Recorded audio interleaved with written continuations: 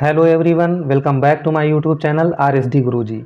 आज इस वीडियो में हम डिस्कस करेंगे टीजीटी पीजीटी इंग्लिश के कुछ इंपॉर्टेंट क्वेश्चन। पहला क्वेश्चन है, which play by Shakespeare opens with these words, if music be the food of love play on. यदि संगीत प्रेम का भोजन है तो इसे बजाएं। तो इसका करेक्ट ऑप्शन आपका हो जाएगा twelfth Night. Twelfth night correct answer होगा ऑप्शन नंबर 2। ठीक है, और इसमें कुछ की पॉइंट्स भी हैं, उनको भी डिस्कस करते हुए चलेंगे। देख लीजिए। देखिए, the correct answer is Twelfth Night. Twelfth Night और What You Will is a romantic comedy by William Shakespeare, believed to have been written around 601-602। तो इसको विश्वास किया जाता है कि 1601 और 1602 के आसपास लिखा गया है। As a Twelfth Night's entertainment for the close of the Christmas season, the play revolves around the twins Viola and Sebastian who are separated in a shipwreck. तो ये कहानी जो है रिवॉल्व करती है किसके आसपास? इसमें ट्विंस होते हैं दो, एक वायला और Sebastian. Next line, the opening lines if music be the food of love play on are spoken by musician when Orsino was moping. It shows how love has conquered Orsino. का question है, the ship is anchored safe and sound, its voyage closed and done. Identify the figure of speech used in this line from the poem O Captain My Captain. तो ये lines O captain my captain से ली गई हैं और इसमें ये बताना है कि फिगर ऑफ स्पीच कौन सा है, मीन्स अलंकार। तो इसका करेक्ट ऑप्शन हो जाएगा आपका second option, metaphor. The correct answer is metaphor. A metaphor is a figure of speech that directly refers to one thing by mentioning another. तो मेटाफॉर में क्या होता है, एक प्रकार से अलंकार है। मेंशन कुछ और करता है लेकिन संदर्भित किसी और चीज़ को करता है। इट प्रोवाइड्स क्लियरिटी और identify hidden similarities between two different ideas. This line has been taken from O Captain My Captain written by Walt Whitman. तो O captain my Captain Walt Whitman के द्वारा लिखा गया है, वहीं से ये लाइनें ली गई हैं। Question third, and I thought of albatross and I wished he would come back my snake. Mention the figure of speech used in this line by D.H. Lawrence in his poem the snake. तो albatross एक प्रकार का श्वेत रंग का बड़ा समुद्री चिड़िया के रूप में होता है, पक्षी ही है। तो इसमें आपको बताना है अलंकार। तो इसका करेक्ट ऑप्शन हो जाएगा एल्यूजन। तो ये option number third, allusion is the correct answer. Allusion is a poetic device which indirectly refers a noun means person, place, animal और a thing having cultural, political और लिटरेरी सिग्निफिकेंस। तो allusion एक प्रकार का poetic device है जो indirectly किसी noun को रेफर करता है, संदर्भित करता है। इसका मतलब है कोई व्यक्ति, स्थान, जानवर या कोई भी चीज़ हो सकती है। कल्चरल, पॉलिटिकल, लिटरेसी सिग्निफिकेंस उसमें होता है।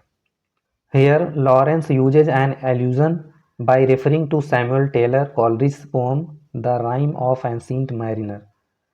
तो इसमें D.H. जो लॉरेंस हैं वो एक उदाहरण देते हैं, संकेत देते हैं सैमुअल टेलर कॉलरिज की एक पोम है the rime of ancient mariner.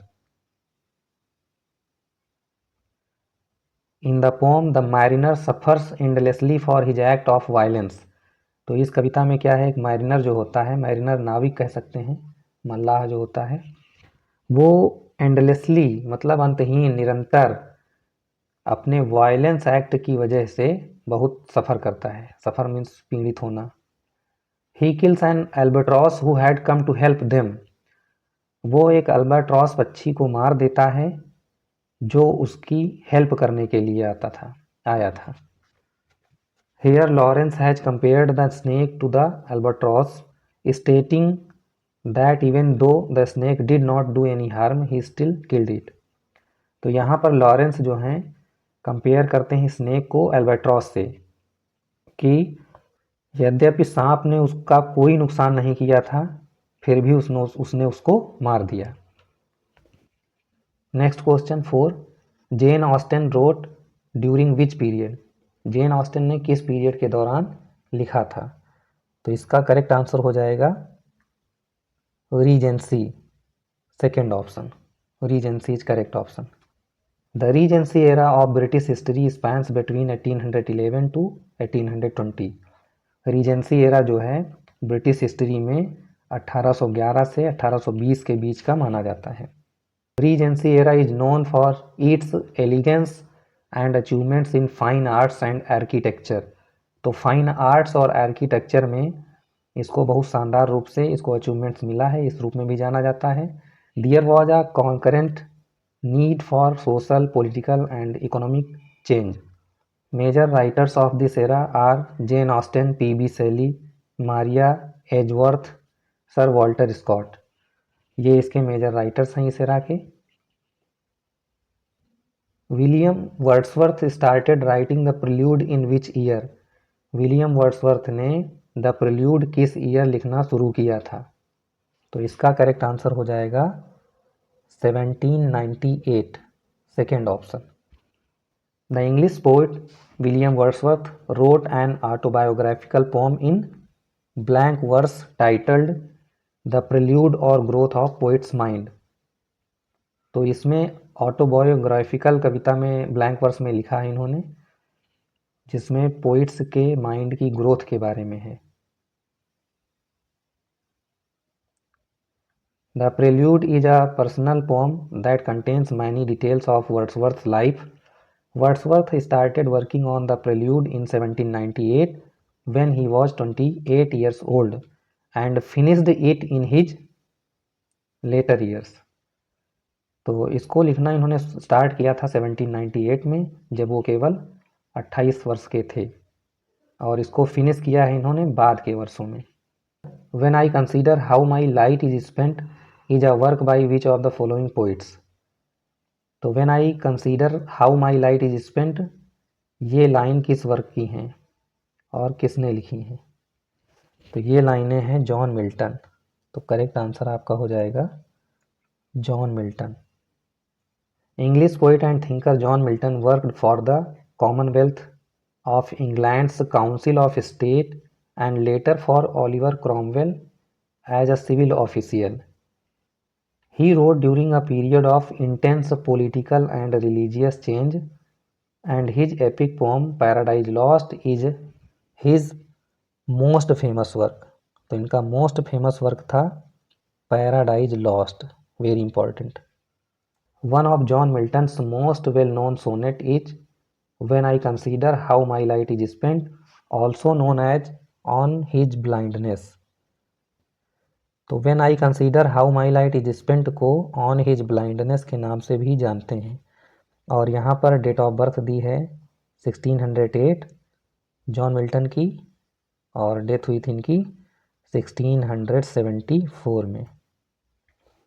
The sonnet was first published in Milton's 1673 collection of poems. What is John Galsworthy's the Silver Box about? John Galsworthy का द सिल्वर बॉक्स किसके बारे में है? तो ये है आपका correct answer the Cigarette Box, option number 1।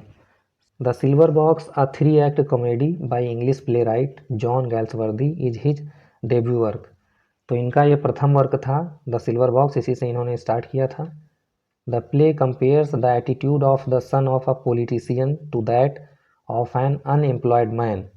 तो इसमें कंपेयर किया गया है एटीट्यूड को एक पॉलिटिशियन के बेटे और अनएम्प्लॉयड मैन से। It emphasizes the mentality of different social strata due to the disappearance of a cigarette box. तो इसमें सिल्वर बॉक्स होता है जिसमें सिगरेट रखी होती है, उसी पर कहानी है। Using the character of James Jones Galsworthy mocks British society favouring the rich and always unjust towards the poor. तो इसमें इन्होंने करेक्टर रखा है जेम्स जोन्स, और गैल्सवर्दी ने मॉक्स का मतलब हंसी उड़ाई, मजाक उड़ाया है ब्रिटिश सोसाइटी का, जो हमेशा क्या करती है, गरीब लोगों के पक्ष में अन्याय और अमीरों का फेवर करती है। Next question 8 number, when was the Fugitive by John Galsworthy published? तो इनका ये वर्क कब पब्लिश किया गया था? तो इसका करेक्ट ऑप्शन है 1913, 1913, option number 4 is correct answer. Fugitive, a play in 4 acts by John Galsworthy, was published in 1913. Claire Dedmond, George Dedmond's wife, earns for an artistic and free life. She seems to have the opportunity to leave the depressing Dedmond family and start an adventurous journey with the writer. Malice. This decision, however, comes with a heavy cost. Next question 9 number. Enid Underwood is a character from which work? तो Enid Underwood character जो पात्र है वो किस work से है? तो इसका करेक्ट ऑप्शन है आपका second option, Strife. The 3 act play Strife was written by English author John Galsworthy. तो ये 3 एक्ट प्ले है स्ट्राइफ जो जॉन गैल्सवर्दी ने लिखा है. In the play a factory is experiencing a prolonged unofficial strikes as the trade union leaders and business directors seek to address the issue. However, this making life difficult for the workers' families. Next question 10 number. Where was Wordsworth born? तो Wordsworth का जन्म कहाँ हुआ था? इसका correct option है second option, Cumberland. William Wordsworth 7 April 1770, 23 April 1850 was an English romantic poet. Means इनका जन्म 7 अप्रैल 1770 में और मृत्यु 23 अप्रैल 1850 में हुई थी. ये इंग्लिश रोमांटिक पोइट थे. William Wordsworth was born in Cockermouth, Cumberland, in north western England, known as the Lake District. Cumberland place पर हुआ था जिसको लेक डिस्ट्रिक्ट के नाम से भी इंग्लैंड में जाना जाता है. Working with Samuel Taylor Coleridge, he published a collection of poems called Lyrical Ballads 1798, which helped start the Romantic era in English literature.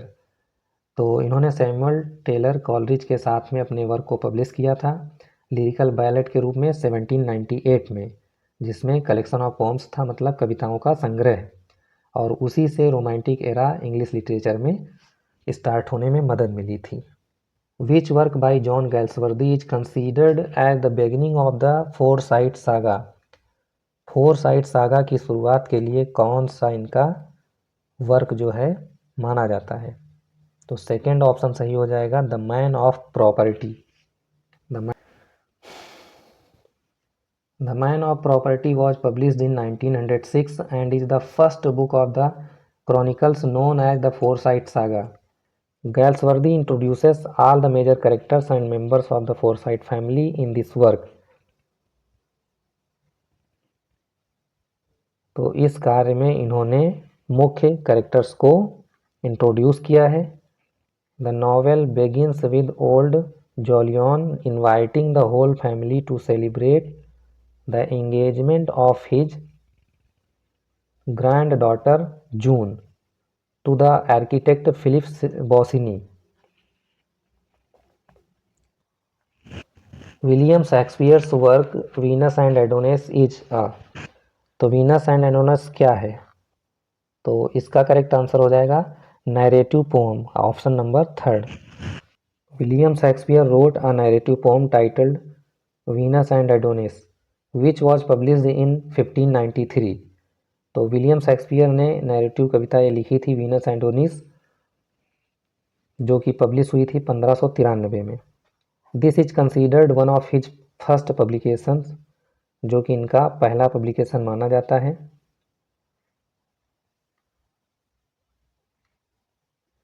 The poem narrates the tale of Venus, the goddess of love, her unrequited love, and her unsuccessful attempt to attract Adonis, an incredibly gorgeous young man who prefers to go hunting. तो इसमें Venus जो goddess of love है उसको दिखाया जाता है. उसका attempt जो है अनसक्सेसफुल रह जाता है क्योंकि वो अट्रैक्ट करना चाहती है एडोनिस को, जो कि एक यंग मैन है, गॉर्जियस यंग मैन, जो प्रीफर मतलब इच्छा करता है हंटिंग पर जाने की. The pome is pastoral, comical and tragic at various points.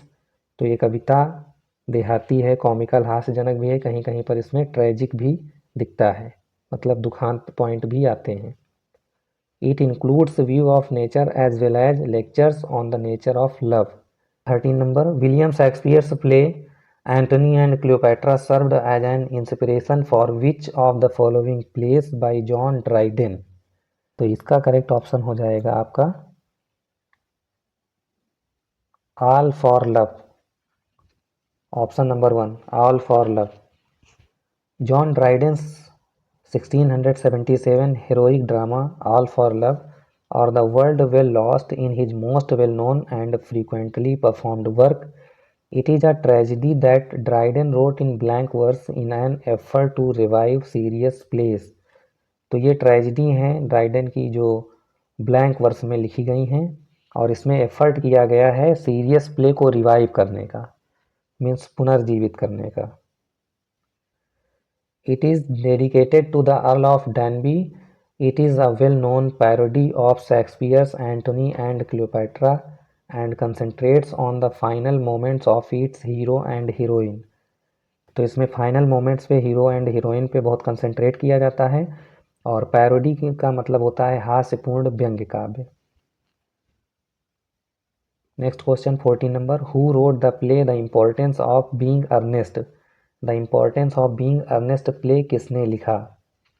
Correct option is second, Oscar Wilde. The importance of being earnest is a play by Oscar Wilde. It was first performed on 14th February 1895 at the St. James Theatre in London. The Importance of Being Earnest play Oscar wild द्वारा लिखा गया है। ये 14 फरवरी 1895 को Saint James theatre London में पहली बार perform किया गया था। It is a farcical comedy in which the protagonist maintain fictitious persona to escape burdensome social obligations. Next 15 number question, who among the following is not a Renaissance writer? इनमें से कौन सा Renaissance writer नहीं है? तो बताना है कौन सा Renaissance राइटर नहीं है। Option number 4 is the correct option, Sir Thomas Malory. Sir Thomas Malory was an English writer, the author of Lee Morte d'Arthur, the classic English language chronicle of the Arthurian legend, compiled and in most cases translated from French sources. The most popular version of Lee Morte d'Arthur was published by the famed London printer William Caxton in 1485. तो इनका most popular version जो था ली मॉर्टे d'Arthur, उसको एक London printer था William Caxton का 1485 में publish किया गया था वहीं पर। Question number 16, which of the following period of English literature came last?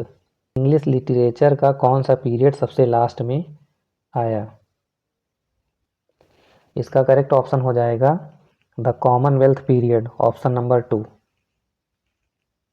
The Commonwealth period, also known as the Puritan Interregnum, is a literary epoch influenced by the English historical context between 1649 and 1660. A fundamental part of this period is the Puritan Revolution, which opposed the influence of the Catholic Church in the country. Next question 17 number, which of the following poet did not write during the 16th century? इनमें से किस writer ने 16वीं शताब्दी में नहीं लिखा? Option number 3 correct है, Thomas Carew. Thomas Carew is the correct answer. Thomas Carew was an English poet among the Cavalier group of Caroline poets. तो थॉमस कैर्यू जो हैं इंग्लिश पोइट हैं, कैवलियर ग्रुप के कैरोलिन पोइट्स में माने जाते हैं। He penned the most notorious erotic poem of the 17th century a Rapture. John Donne, Andrew Marvell, George Herbert, Thomas Carew, and Henry Wagham. These were some of the 17th century writers who devised a new form of poetry full of wit, intellect, and grace, which we now refer to as metaphysical poetry, जिसको अब हम metaphysical poetry के नाम से भी जानते हैं। 16th century is known as the Renaissance period. और 16वीं शताब्दी को रिनेसा पीरियड के नाम से जाना जाता है।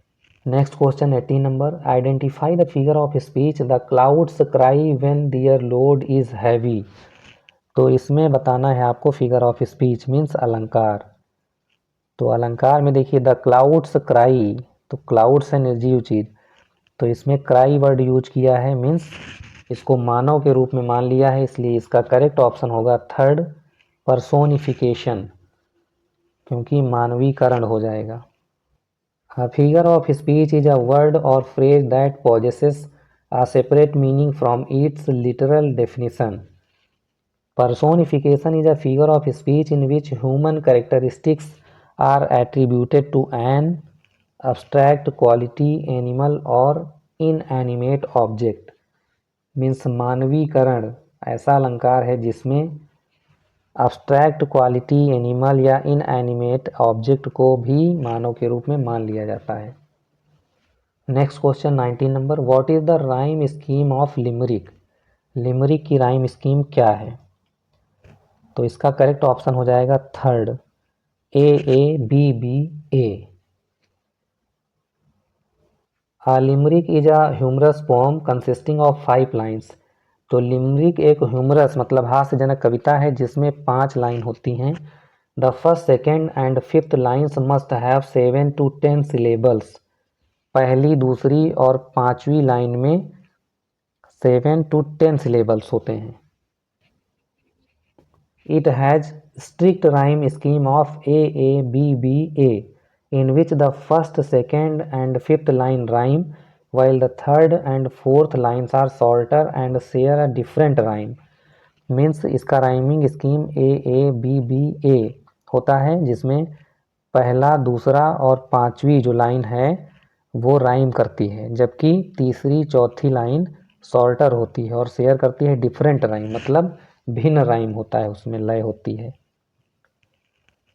These poems are most commonly used to create funny imagery. और ये जो कविताएं होती हैं साधारण रूप से क्रिएट करती हैं फनी इमेजरी को, मतलब। तो इस प्रैक्टिस सेट का लास्ट क्वेश्चन होगा 20 number, name the poetic form which deals with the natural world, rural life and landscapes.